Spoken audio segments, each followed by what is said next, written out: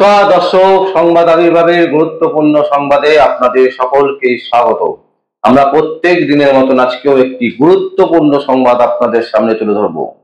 দর্শক, 2026 নিয়ে কিন্তু তৃণমূল কংগ্রেস ভীষণ চিন্তিত। 2026-এ মমতা ব্যানার্জির শেষবারের মতন লড়াই, এবং মমতা ব্যানার্জি চাইছেন যেন তেন প্রকারণে জিততে। কিন্তু প্রশ্ন হচ্ছে 2026 সাল পর্যন্ত কি তৃণমূল পার্টিটা থাকবে, নাকি তার আগেই তাসের ঘরের মতন ভেঙে পড়বে? কারণ আপনারা সকলেই জানেন যে এসএসসির যে দুর্নীতি, এসএসসিতে রাজ্য সরকারের বিভিন্ন যে সরকারি কর্মচারী যে নিয়োগ হয়েছিল এবং সেই নিয়োগের যে দুর্নীতি, সেই দুর্নীতিকে কেন্দ্র করে পার্থ চ্যাটার্জি তিনি কিন্তু এখনো পর্যন্ত জেলে আছেন। বহুবার তিনি বেলের চেষ্টা করেছিলেন, কিন্তু কোনোবারই তিনি বেল পাননি। এটা কিন্তু একদম স্পষ্ট, পরিষ্কার ভাবে পার্থ চ্যাটার্জি যে ফেসে গেছেন, এটা কেউ আটকাতে পারবেন না। পার্থ চ্যাটার্জিকে এখন আপাতত জেলেই থাকতে হবে, এবং পার্থ চ্যাটার্জি জেলেই আছেন। তাহলে প্রশ্ন হচ্ছে যে হঠাৎ করে কি হলো? হঠাৎ করে সিবিআই কিন্তু তোড়জোড় শুরু করেছে এসএসসির যে দুর্নীতি, সেই দুর্নীতি তদন্তের জন্য। শিক্ষাক্ষেত্রে নিয়োগের যে দুর্নীতি, সেই দুর্নীতিতে তৃণমূল কংগ্রেসের হেভিওয়েট প্রার্থী তিনি কিন্তু পার্থ চ্যাটার্জি। পার্থ চ্যাটার্জিকে ছেড়ে দিয়েছেন মমতা ব্যানার্জি।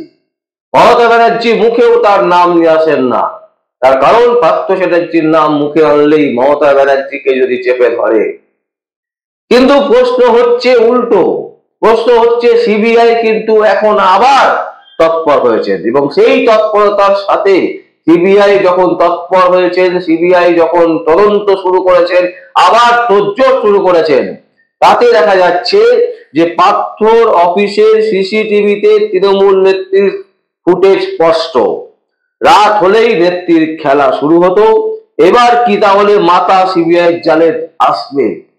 প্রশ্ন হচ্ছে নেত্রী বলতে কার কথা বলা হচ্ছে? এখানে কিন্তু মমতা ব্যানার্জির কথা বলা হচ্ছে না, বলা হচ্ছে যে ওএসডি, মানে পার্থ চ্যাটার্জি তদন্তে যিনি আছেন ওএসডি অফিসার, সেই প্রবীর বন্দ্যোপাধ্যায় পার্থ চ্যাটার্জির অফিসের কাছে নিয়মিত যেতেন মমতা বালা ঠাকুর। পার্থ চ্যাটার্জির অফিসে নিয়মিত যেতেন মমতা বালা ঠাকুর। টেবিলে বসে নিয়োগ দুর্নীতি নিয়ে সলা পরামর্শ করতেন, এবং কাকে নিয়োগ দিতে হবে তা স্পষ্ট লিখিতভাবে দিতেন। এবারে প্রশ্ন হচ্ছে যে মমতা বালা ঠাকুর তিনি একা যেতেন, নাকি তার সাথে আরো কেউ যেতেন? তিনি কি নিজে নিজে যেতেন, নাকি তার সাথে তাকে নির্দেশ দেওয়া হতো? নির্দেশ কে দিতেন? কোন মাথা নির্দেশ দিতেন? এই রকম হাজারো প্রশ্নের সম্মুখীন হতে হবে এবারে মমতা ঠাকুর বালাকে। মমতা ঠাকুর বালার নাম, এবং শুধু তাই নয়, সিসিটিভির ফুটেজে মমতা ঠাকুর বালার স্পষ্ট ছবি দেখা গেছে যে তিনি টেবিলে বসে, পার্থ চ্যাটার্জির টেবিলে বসে, অফিসের টেবিলে বসে তিনি রফা করতেন, এবং স্পষ্ট লিখিতভাবে তিনি নির্দেশ দিতেন কাকে চাকরি দেওয়া হবে, কাকে চাকরি দেওয়া হবে না। প্রশ্ন হচ্ছে মমতা বালা ঠাকুর তিনি নিজে ইচ্ছা থেকে যেতেন, বা মমতা ব্যানার্জি জানতেন না? এটা কি হতে পারে? হতে পারে না। এবং শুধু তাই নয়, বলছে সিবিআই অফিসাররা, তারা দাবি করছে যে প্রবীর বন্দ্যোপাধ্যায় যে তথ্য প্রমাণ তাদের হাতে তুলে দিয়ে এসছে, গত বছর 28শে জুন বিকাশ ভবনে তল্লাশি করেছিল, সেই সব নথির সাথে প্রবীর ব্যানার্জির নথির সম্পূর্ণ মিলে গেছে। মানে প্রবীর বন্দ্যোপাধ্যায় যে নথি সিবিআই এর হাতে তুলে দিয়েছিল, সিবিআই 28শে জুন, গত বছরের 28শে জুন বিকাশ ভবনে তল্লাশি করেছিলেন, এবং সে যেসব নথি উদ্ধার করেছিল সেই নথির সাথে এই প্রবীর বন্দ্যোপাধ্যায়ের নথি মিলে যাচ্ছে। এবং শুধু তাই নয়, মমতা বালা ঠাকুরের সাথে আরো কয়েকজন বড় বড় নেতা নেত্রীর নাম এসছে। তার মধ্যে উল্লেখযোগ্য তিনি হচ্ছেন এই মুহূর্তে বিজেপি নেত্রী ভারতী ঘোষ। তার নামও কিন্তু উঠে এসছে। যদিও ভারতী ঘোষ কিন্তু একটি সাক্ষাৎকারে দাবি করেছেন যে তিনি নিয়োগ দুর্নীতি সংক্রান্ত ব্যাপারে কোনো কিছু জানেন না এবং তিনি এ ব্যাপারে কিছু বলতে পারবেন না। এটা কিন্তু ভারতী ঘোষ ইতিমধ্যে প্রেস মিট করে তিনি কিন্তু দাবি করেছেন। তৃণমূল কংগ্রেসের যে পরিস্থিতি, সেই পরিস্থিতি যদি এবার দেখা যায় তাহলে বুঝতে হবে যে মমতা বালা ঠাকুরকে এইবারে কিন্তু সিবিআই হেফাজতে নেবে। শুধু তাই নয়, যে কয়েকজনের নাম আরো বেশ বড় বড় রাঘব বোয়ালের নাম কিন্তু উঠে এসছে। এবং আমাদের যেটা সব থেকে গুরুত্বপূর্ণ প্রশ্ন মনে হচ্ছে যে মমতা বালা ঠাকুর তিনি শুধু শুধু একা একা গিয়ে পার্থ চ্যাটার্জির সাথে কথা বলবেন, পার্থ চ্যাটার্জির সাথে রফা করবেন, এটা কখনো হতে পারে না। এই নির্দেশ নিশ্চয়ই তৃণমূল কংগ্রেসের সুপ্রিমোর নির্দেশ, তবেই তিনি গেছেন, তবেই তিনি সেখানে গিয়ে এই ধরনের আলোচনায় বসতেন এবং তিনি লিখিতভাবে অর্ডার দিতেন। তাহলে কি মমতা ব্যানার্জি নির্দেশ দিতেন সেই অর্ডার, যে অর্ডার মমতা বালা ঠাকুর সেই অর্ডারকে ফলো করতেন? কারণ তৃণমূল কংগ্রেসের একটা কথা আছে যে তৃণমূল কংগ্রেস এমন একজন নেতৃত্ব দ্বারা পরিচালিত হয় সেখানে একটা কাগজ সরাতে গেলে মমতা ব্যানার্জির অনুমতি ছাড়া নেওয়া সম্ভব নয়। সুতরাং দিনের পর দিন পার্থ চ্যাটার্জির অফিসে গিয়ে বৈঠক করে এবং রফা করতেন যে কোন কোন নিয়োগ দুর্নীতিতে কাকে নিয়োগ দেওয়া হবে, এই রকম সিদ্ধান্ত যিনি নিতেন তিনি হচ্ছেন মমতা বালা ঠাকুর। এবং তার একার পক্ষে এটা কখনো সম্ভব নয় বলেই বিশিষ্ট মহল ধারণা করছেন। এবং শুধু তাই নয়, শুধু ধারণা করছেন, একটি বিশেষ সূত্র দাবি করছেন, সিবিআই আধিকারিকের বিশেষ সূত্র দাবি করছেন যে শুধুমাত্র মমতা বালা ঠাকুর যেতেন বা মমতা বালা ঠাকুর নিজে থেকে করতেন এই কাজ, এটা হতে পারে না। এর পেছনে অনেক বড় মাথা।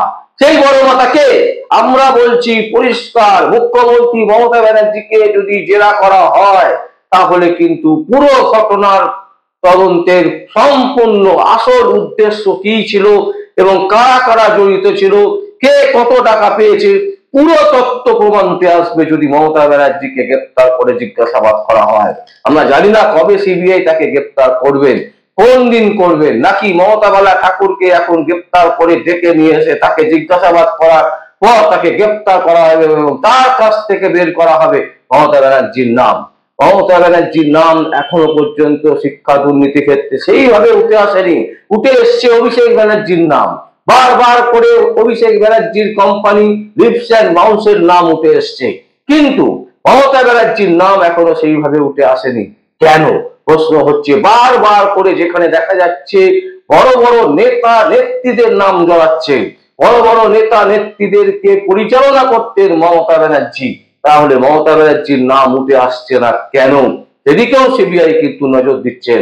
এবং আমরা একটা কথা বলতে পারি, 2026 এই 2026-এর আগে একের পর এক রাঘব বোয়াল গ্রেপ্তার হবার সম্ভাবনা প্রচুর এবং তাদেরকে ডেকে জিজ্ঞাসাবাদ করে তারপর কিন্তু তাকে গ্রেপ্তার করা হবে।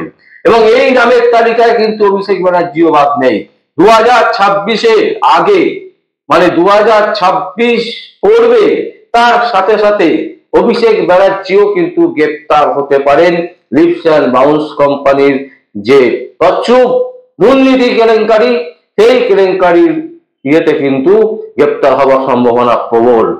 দর্শক, আমরা আপনাদের সামনে এই সংবাদ তুলে ধরলাম তার একটাই কারণ হচ্ছে মমতা বালা ঠাকুর যেভাবে ধরা পড়েছে বলা যেতে পারে একজন রাঘব বোয়াল, যাকে দেখে মনে হয় যে একেবারে সাধারণ মানুষ, তিনি কিছুই জানেন না, ভাজা মাছটা উল্টে খেতে পারেন না, তিনি পার্থ চ্যাটার্জির অফিসে যেতেন। সেই ভিডিও ফুটেজ যখন পাওয়া গেছে এবং এই কথোপকথন থেকে যদি সত্যি সত্যি সিবিআই আধিকারিকরা সঠিকভাবে মমতা বালা ঠাকুরকে তদন্ত করেন, তদন্তের আওতায় নিয়ে তাকে ডেকে জিজ্ঞাসাবাদ করে তাকে যদি জেল কাস্টাডিতে বা পুলিশ কাস্টাডিতে নিয়ে তাকে যদি ঠিকঠাক করে জেরা করেন, তাহলে অবশ্যই মমতা ব্যানার্জির নাম আসবে বলে আমরা বিশ্বাস করি। দর্শক, আমরা সেই কারণেই আপনাদের সামনে এই সংবাদ তুলে ধরলাম। যদি আপনাদের কোনো বক্তব্য থাকে, কোনো কমেন্ট থাকে, অবশ্যই আপনারা কমেন্ট বক্সে কমেন্ট করবেন। আর দেখতে থাকুন পরবর্তী সংবাদ আবির্ভাবে। আমার নাম বিশ্বজিৎ পাল। সংবাদ আবির্ভাবের জন্য।